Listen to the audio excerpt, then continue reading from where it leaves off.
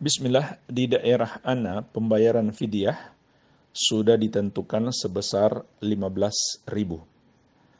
Apakah ibu hamil boleh membayar fidyah dengan uang bukan makanan dan dibayarkan ketika beberapa hari atau dibayar setelah Ramadan selesai? Hal ini dikarenakan ia tidak mempunyai uang jika tiap hari ia harus membayar fidyah di bulan Ramadan. Dari Fulana di Tobuali, Babel. Jawabannya, pendapat yang paling kuat insyaallah ta'ala, wanita hamil dan menyusui adalah mengqadha puasa, bukan membayar fidyah. Wanita hamil dan menyusui yang tidak sanggup puasa atau khawatir jika puasa, boleh berbuka dan kewajibannya adalah mengqadha, bukan membayar fidyah. Sebagaimana telah kita sebutkan dalam pembahasan 5 orang yang wajib qadha puasa. Nah, pertanyaannya, untuk fidyah, siapa yang harus membayar fidyah? Itu ada 2 golongan. Golongan yang pertama, orang tua yang sudah tidak sanggup puasa. Orang tua yang sudah tidak sanggup puasa. Sebagaimana firman Allah Azza wa Jalla, wa 'alal ladzina yutiqunahu fidyatun ta'amu miskin. Dan orang-orang yang sudah tidak sanggup berpuasa atau merasa berat, maka hendaklah mereka membayar fidyah, yaitu makanan bagi orang miskin. Ibnu Abbas radhiyallahu ta'ala anhuma menjelaskan makna ayat ini, maksudnya adalah orang tua, kakek maupun nenek yang sudah tidak sanggup berpuasa karena sudah tua.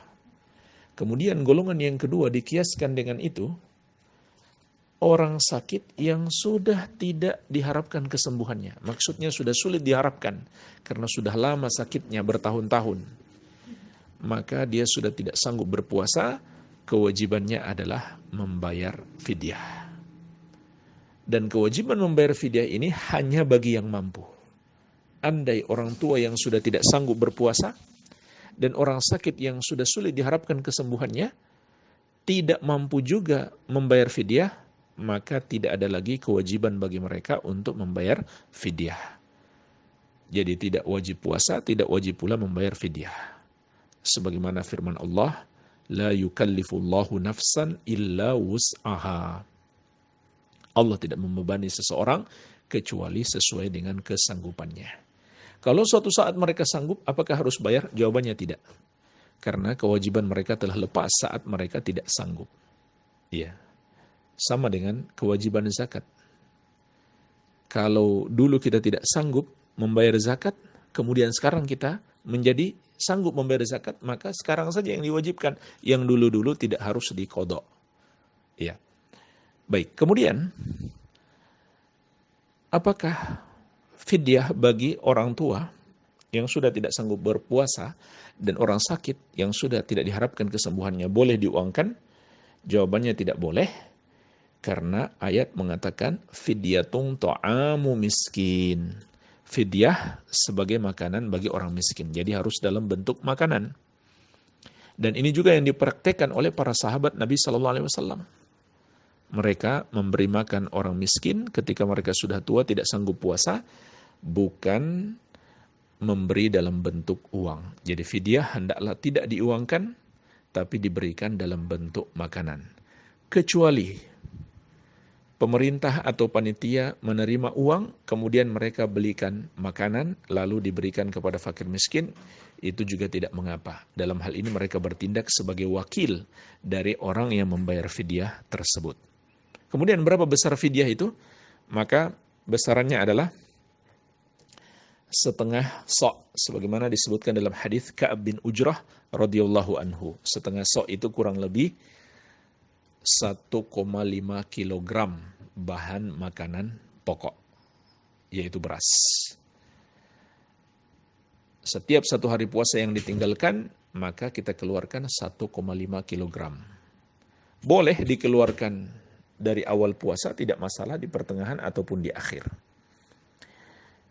Dan boleh juga cara yang kedua, mengeluarkan dalam bentuk makanan yang sudah siap dimakan. Maka ukurannya adalah satu porsi yang mengenyangkan untuk setiap satu hari puasa yang ditinggalkan. Sebagaimana dilakukan oleh Anas bin Malik radhiyallahu anhu ketika beliau sudah tua, beliau membuat makanan, lalu beliau undang 30 orang makan sampai kenyang. Sebagai tambahan, pada dasarnya fidyah tidak boleh diuangkan, kecuali dalam kondisi darurat, misalkan sangat sulit untuk mendapatkan beras, atau bahkan tidak ada lagi yang jual beras karena masa-masa sulit atau orang sudah pada mudik, maka tidak mengapa insyaallah ta'ala diberikan dalam bentuk uang. Ini kondisi lain, kondisi darurat. Ya, adapun kalau bisa mendapatkan beras, maka hendaklah diberikan dalam bentuk beras atau makanan, jangan diuangkan demi mengikuti ketentuan Al-Quran dan pengamalan para sahabat Nabi Sallallahu Alaihi Wasallam.